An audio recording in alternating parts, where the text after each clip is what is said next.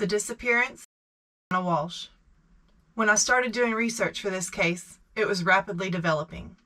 They have since discovered enough evidence in the past couple weeks to charge her husband, Brian Walshe, with her murder. At the time of filming this video, her body had yet to be found, so I would still like to tell her story. Anna Walshe was reported missing on January 4th, 2023, and has not been seen since New Year's Day. Anna is a 39-year-old mother of 3 from Cohasset, Massachusetts. Anna is 5 foot 2 inches tall and weighs 115 pounds. She has brown hair, brown eyes, and an olive complexion, and speaks with an Eastern European accent. Brian and Anna married in 2015 and had 3 boys, ages 2, 4, and 6. They had a home together in Cohasset, Massachusetts. Anna also had a home in Washington, D.C., where her job was located. Brian was awaiting sentencing in a federal case involving fake Andy Warhol paintings, and he is supposed to request permission to leave his home and specify the time required for each trip. Court documents in his fraud case suggest that there may have been trouble in the home. Anna used the address of her home in Washington, D.C., to write the judge in her husband's case in June 2022. Her friend stated that she had been decorating rooms for the boys in her D.C. home, even though they hadn't been there yet. Alyssa Kirby, a close friend, said she could not wait for her children to be here with her. According to a public incident report filed in Washington, D.C., Anna Nip, her name from her first marriage, told Metropolitan Police Department that Brian Walshe made a statement over the telephone that he was going to kill Anna and her friend. Brian was never charged with these threats. Police said that the investigation into potential offenses described as a felony in the incident report was closed because Anna Walshe never cooperated further with the investigation. No charges were ever filed. One person that has insight into the character of Brian Walshe is one of his victims, Ron Rivlin. Ron is the owner of Revolver Gallery, which has the largest gallery-owned collection of Andy Warhol's artwork in the world. Rivlin said, "I've bought over 1,000 Andy Warhol artworks, and he was the one and only guy who got one past me."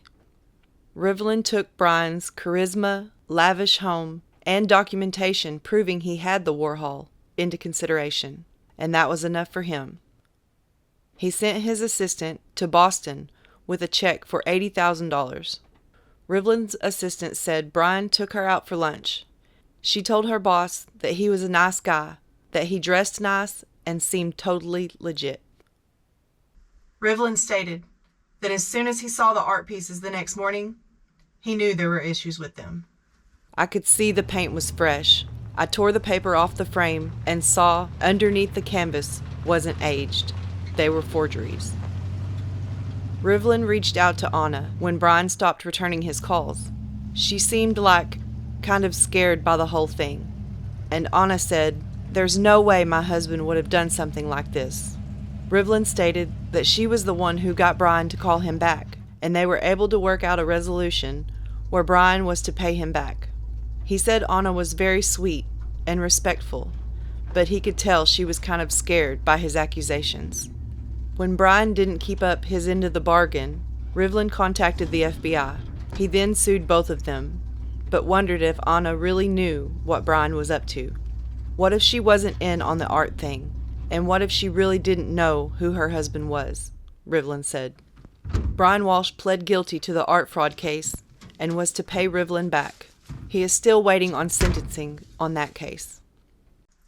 In a letter to the judge asking for a lenient sentence, Anna wrote that Brian was taught to lie and to hide, and that a deep sense of shame governed his life.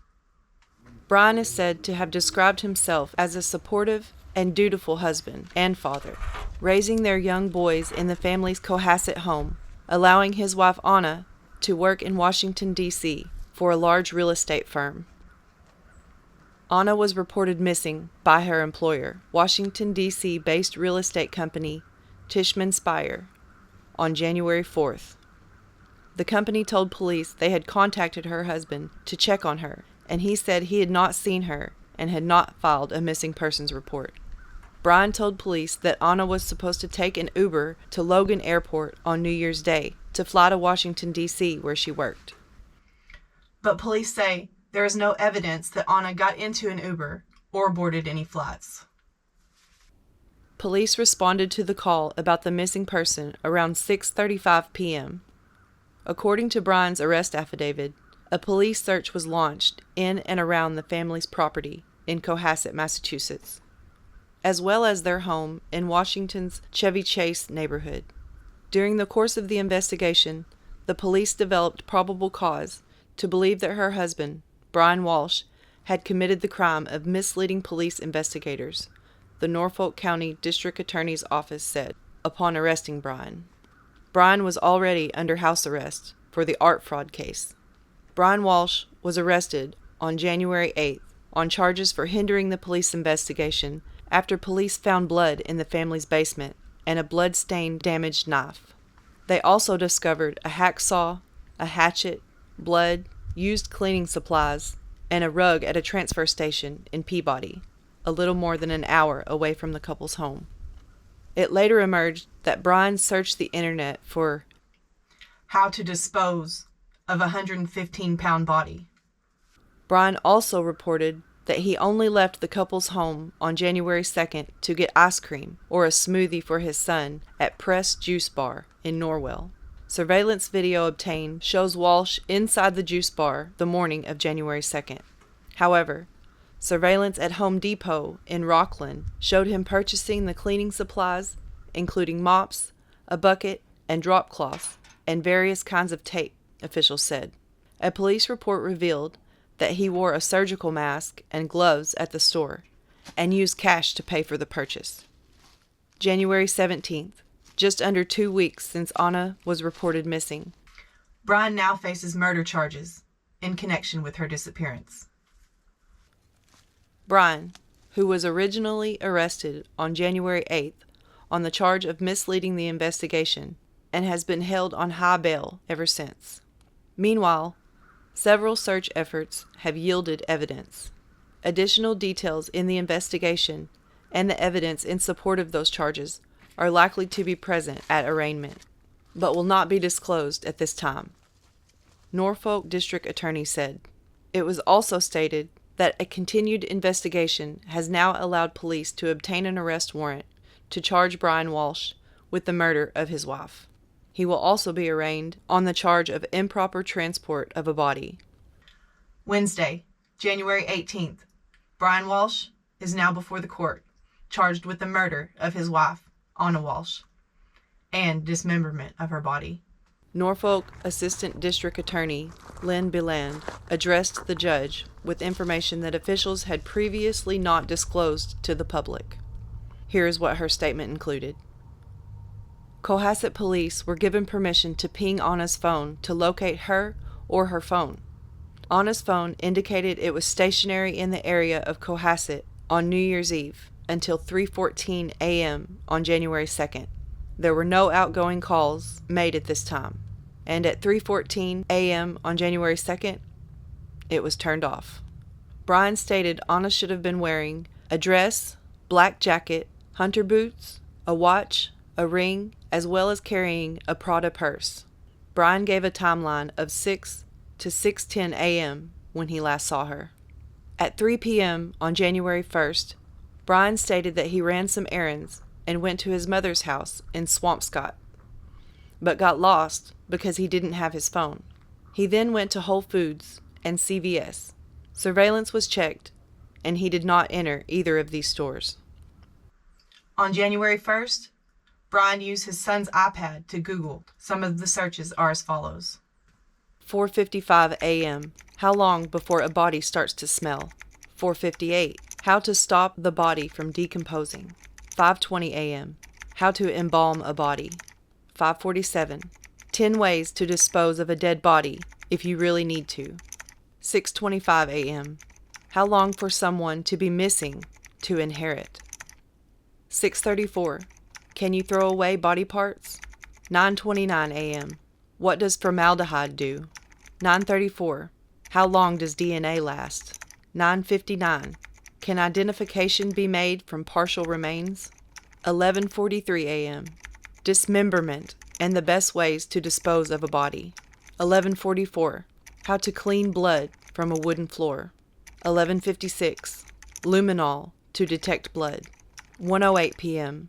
What happens when you put body parts in ammonia? 1:21. Is it better to throw crime scene clothes away or wash them? Those were all the searches made on January 1st. There was also information that came from Brian's phone, which showed on January 2nd he was at Home Goods in Norwell, where he purchased 3 rugs. There were also more Google searches on January 2nd. 12:45 p.m. Hacksaw, best tool to dismember. 1:10 p.m. Can you be charged with murder without a body? 1:14. Can you identify a body with broken teeth? On January 2nd, Brian was seen on surveillance at Home Depot in Rockman. Upon checking the surveillance, Brian was observed on security camera pushing a cart. Items in the cart included cleaning products, mops, brushes, tape, tarp, Tyvek suit with boot covers, buckets, goggles, baking soda, and a hatchet. He had a face mask on and rubber gloves at the time of pushing the cart in Home Depot. Data from his phone also tracked his whereabouts on January 3rd. Locations were traveled at 4:27 p.m. to an apartment complex in Abington.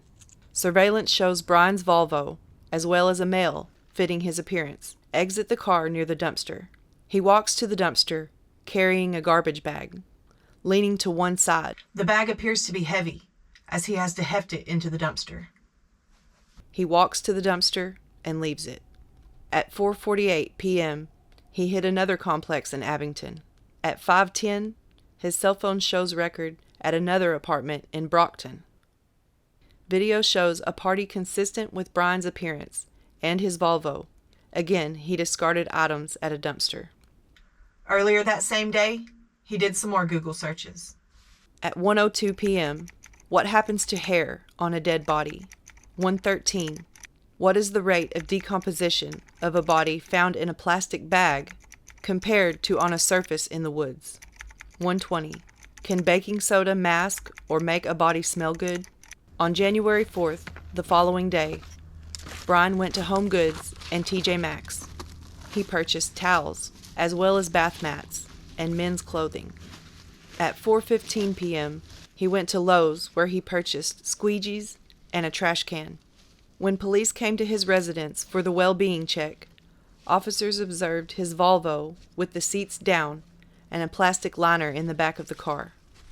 The next day, a view of the Volvo showed his seats folded down, floor mats with some dirt, and the carpet appeared to show fresh vacuum streaks. When asked about the liner, Brian said he threw it in the trash. Chemists later analyzed the car, and there was presence of blood in the car. On January 5th, review of the data from Brian's phone showed his phone traveled at 8 a.m., first to his daycare and then to Swampscott, where his mother resides. The phone traveled to the complex where his mother lives at 9:30 a.m. He went for about 5 minutes behind the building to the southeast corner, where there was a dumpster. The dumpster was later secured and searched. On January 8th, police and crime scene services searched the house at Cohasset.